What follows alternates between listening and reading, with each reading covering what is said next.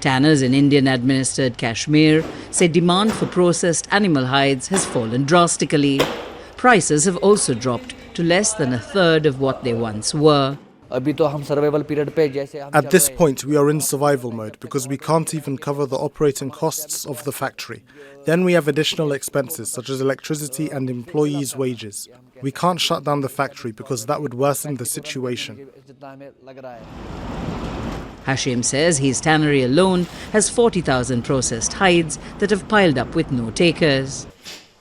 Those in the industry say the decline began in 2014 when the government banned cattle slaughter and consumption. Vigilantes in predominantly Hindu parts of India, where the cow is sacred, regularly targeted trucks carrying cowhides, causing major losses.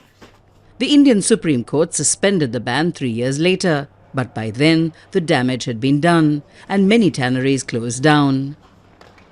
The closures have had an impact on livelihoods in the Himalayan valley, where unemployment is 3 times higher than the national average. The government promised to support local business, but all those promises have been in vain.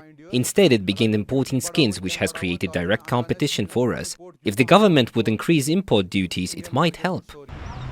Authorities acknowledge the industry has declined since the ban, but they say they are working to help it recover. The government of India is trying very hard to get back the leather industry on its toes. However, those affected by the downturn, such as Ghulam Nabi, a leather artisan, are skeptical. The government understands the situation of artisans and aims to uplift them in other parts of India.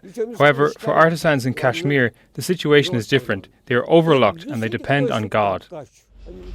Ghulam and hundreds like him are hoping for some respite to enable them to keep practicing the only trade they know. Minelle Fernandez, Al Jazeera.